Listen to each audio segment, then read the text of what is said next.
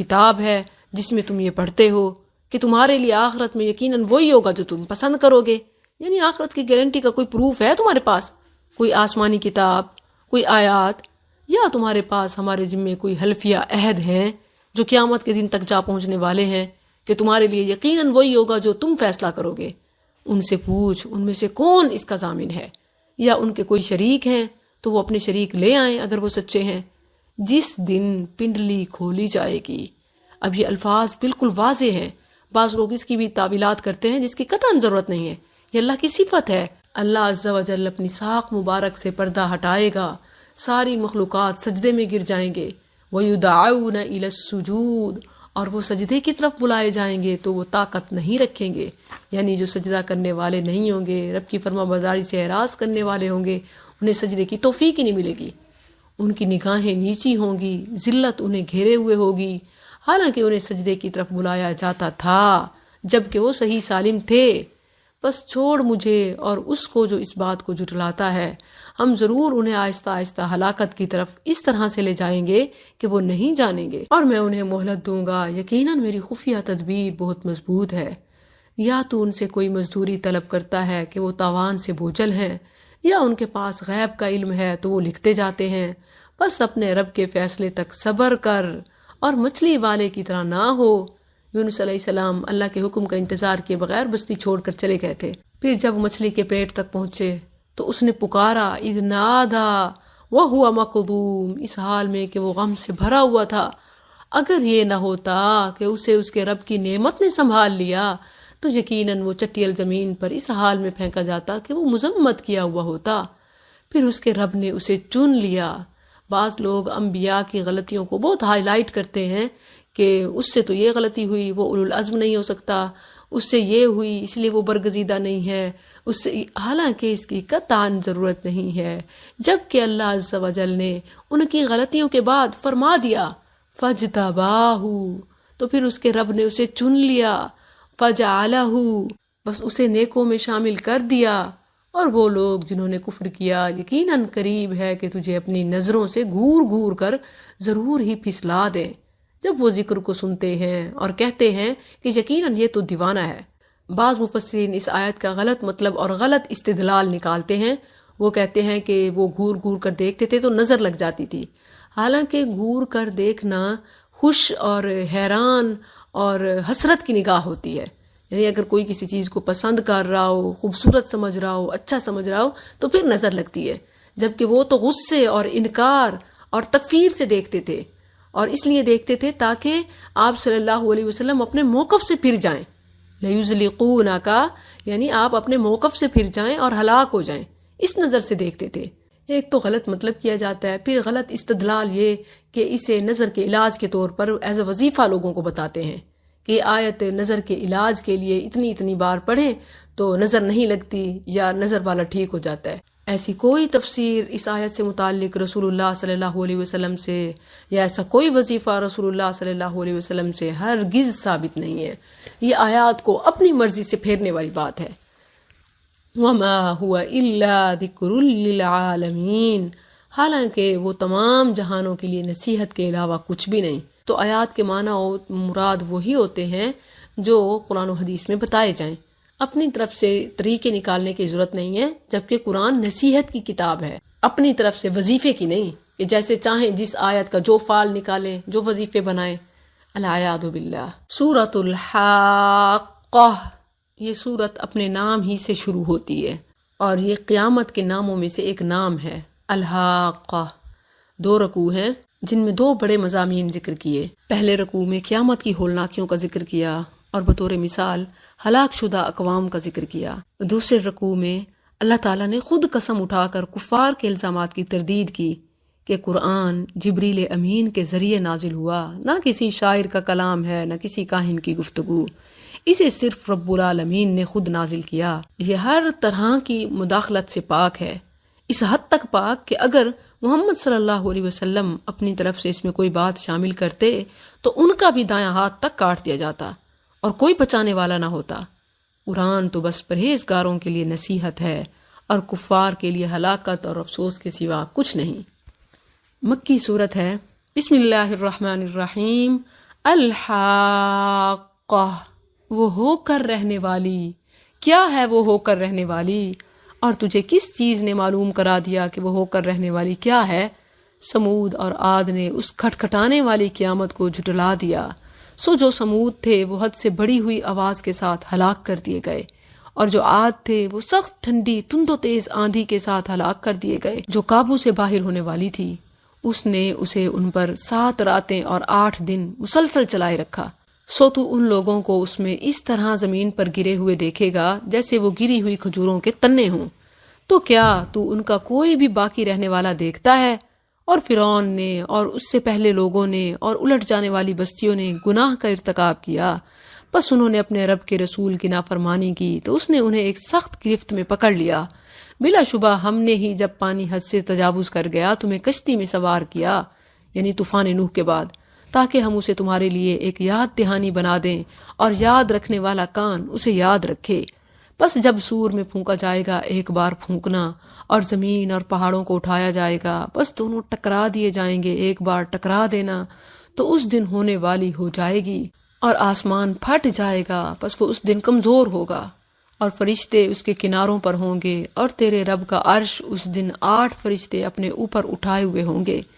اس دن تم پیش کیے جاؤ گے، تمہاری کوئی چھپی ہوئی بات چھپی نہیں رہے گی۔ سو جسے اس کا اعمال نامہ اس کے دائیں ہاتھ میں دیا گیا تو وہ کہے گا، لو پکڑو میرا اعمال نامہ پڑھو، یقیناً میں نے سمجھ لیا تھا کہ میں اپنے حساب سے ملنے والا ہوں۔ بس وہ ایک خوشی والی زندگی میں ہوگا، ایک بلند جنت میں جس کے میوے قریب ہوں گے، کھاؤ اور پیو مزے سے ان اعمال کی وجہ سے جو تم نے گزرے ہوئے دنوں میں آگے بھیجے۔ اور لیکن جسے اس کا اعمال نامہ اس کے بائیں ہاتھ میں دیا گیا تو وہ کہے گا، اے کاش مجھے میرا اعمال نامہ نہ دیا جاتا اور میں نہ جانتا میرا حساب کیا ہے۔ اے کاش کہ وہ موت کام تمام کر دینے والی ہوتی، میرا مال میرے کسی کام نہ آیا، میری حکومت مجھ سے برباد ہو گئی۔ اسے پکڑو، بس اسے توق پہنا دو، پھر اسے بھڑکتی ہوئی آگ میں جھونک دو، پھر ایک زنجیر میں جس کی پیمائش 70 ہاتھ ہے بس اسے داخل کر دو۔ بلا شبہ وہ بہت عظمت والے اللہ پر ایمان نہیں رکھتا تھا اور نہ مسکین کو کھانا کھلانے کی ترغیب دیتا تھا۔ یہاں غور کریں تو یہ جرم نہیں بتایا جا رہا کہ وہ کھانا نہیں کھلاتا تھا، بلکہ اسے جرم بنایا گیا کہ وہ دوسروں کو انوائٹ نہیں کرتا تھا، دوسروں کو نیکی اور طعام مسکین جیسے کاموں میں شامل نہیں کرتا تھا۔ جیسے لوگ کہتے ہیں نا کہ جو کرنا تھا ہم نے کر دیا، اب دوسروں کو کہنے کی ہمیں ہمت نہیں ہے، وہ ایسے ایسے میرے بارے میں پتہ نہیں کیا کیا سوچیں۔ تو ایمان اس حد تک مضبوط ہونا چاہیے کہ دوسروں کو شامل کرنا ہے، لوگوں کی ملامت کی پرواہ نہ کریں، کوئی جو بھی کہے۔ فَلَيْسَ لَهُ الْيَوْمَ هَاهُنَا حَمِيمٌ، وگرنہ سو آج یہاں نہ اس کا کوئی دلی دوست ہوگا اور نہ اس کے لیے زخموں کی دھون کے سوا کوئی کھانا ہے۔ اللہ اکبر، دوسروں کے لیے کھانے کا بندوبست نہ کرنے والا خود اس کا اپنا کھانا پھر کیا ہوگا؟ جسے گناہ گاروں کے سوا کوئی نہیں کھاتا، بس نہیں، میں قسم کھاتا ہوں اس کی جسے تم دیکھتے ہو اور جسے تم نہیں دیکھتے، یعنی ماضی، حال، مستقبل، زمین، آسمان، دنیا، آخرت، سب کی قسم اس میں آ گئی۔ قسم کا جواب کیا ہے؟ اِنَّهُ لَقَوْلُ رَسُولٍ کریم، بلا شبہ یہ قرآن یقیناً ایک معزز پیغام لانے والے کا قول ہے، اور یہ کسی شاعر کا قول نہیں، تم بہت کم ایمان لاتے ہو، اور نہ کسی کاہن کا قول ہے، تم بہت کم نصیحت پکڑتے ہو۔ تنزیل من رب العالمین، یہ جہانوں کے رب کی طرف سے اتارا ہوا ہے۔ اور اگر وہ ہم پر کوئی بات بنا کر لگا دیتا، یعنی نبی صلی اللہ علیہ وسلم، تو یقیناً ہم اس کو دائیں ہاتھ سے پکڑتے، پھر یقیناً ہم اس کی جان کی رگ کاٹ دیتے، پھر تم میں سے کوئی بھی ہمیں اس سے روکنے والا نہ ہوتا۔ اور بے شک یہ قرآن ڈرنے والوں کے لیے یقیناً ایک نصیحت ہے، اور بلا شبہ یقیناً ہم جانتے ہیں کہ بے شک تم میں سے کچھ لوگ جھٹلانے والے ہیں، اور بے شک وہ یقیناً کافروں کے لیے حسرت کا باعث ہے، اور بلا شبہ وہ یقیناً ثابت شدہ یقین ہے۔ فَسَبِّحْ بِاسْمِ رَبِّكَ الْعَظِيمِ، بس اپنے بہت عظمت والے رب کے نام کی تسبیح کر۔ اس آیت کے بعد بھی اور رکوع میں بھی سبحان ربی العظیم پڑھنا چاہیے۔ حذیفہ رضی اللہ عنہ ایک رات رسول اللہ صلی اللہ علیہ وسلم کے ساتھ نماز میں کھڑے ہوئے بتاتے ہیں کہ آپ نے ایک ہی رکعت میں سورہ بقرہ، نساء اور آل عمران پڑھی۔ حذیفہ رضی اللہ عنہ فرماتے ہیں کہ آپ ٹھہر ٹھہر کر قرآن پڑھتے رہتے، جب آپ کسی ایسی آیت پر سے گزرتے جس میں تسبیح کا ذکر ہوتا تو آپ تسبیح پڑھتے، جب کسی سوال والی آیت پر سے گزرتے تو سوال کرتے، جب پناہ مانگنے کی آیت پر سے گزرتے تو پناہ مانگتے۔ پھر آپ نے رکوع کیا اور سبحان ربی العظیم اتنا پڑھتے رہے جتنی دیر قیام تھا. پھر آپ سمیع اللہ لمن حمیدہ کہہ کر کھڑے ہوئے اور رکوع کے بعد اتنی دیر کھڑے رہے جتنا آپ کا رکوع تھا. پھر آپ نے سجدہ کیا اور سجدے میں سبحان ربی الاعلیٰ پڑھتے رہے. الحمدللہ یہی ہمارے دورہ قرآن کا پیٹرن تھا کہ آیات کی مناسبت سے دعائیں اور تسبیحات وغیرہ مینشن کرتے رہے. وباللہ التوفیق.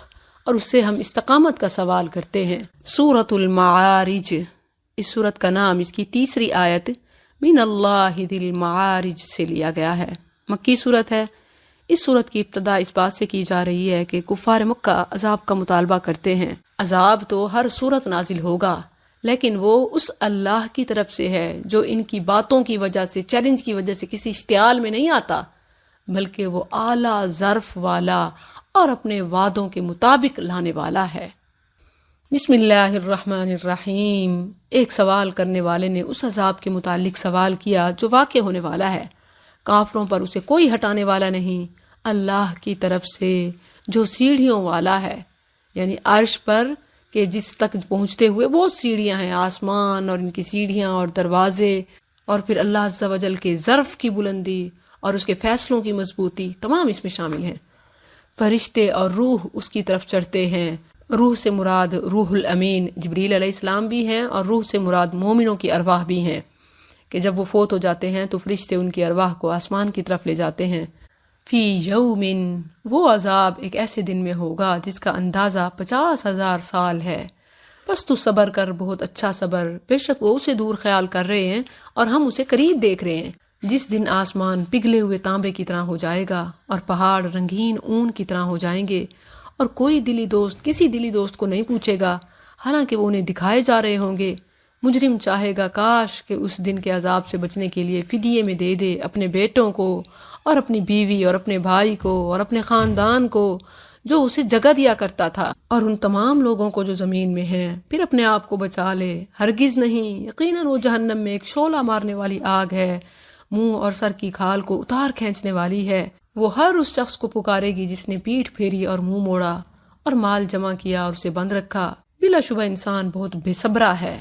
جب اسے تکلیف پہنچتی ہے تو بہت گھبرا جانے والا ہے، اور جب اسے بھلائی ملتی ہے تو بہت روکنے والا ہے. اچھا، کوئی یہ نہیں کہہ سکتا کہ قرآن میں آیا ہے اب ہم کیا کر سکتے ہیں. قرآن میں اس لیے بتایا ہے، انسانی فطرت کو اسی لیے ہائی لائٹ کیا ہے کہ اپنی خوبیوں کو اجاگر کرو اور اپنی خامیوں پر کنٹرول پاؤ تاکہ پھر تمہیں انعام ملے. الا المصلین، سوائے نماز ادا کرنے والوں کے، کیونکہ وہ اپنی کمزوریوں پر قابو پا لیتے ہیں.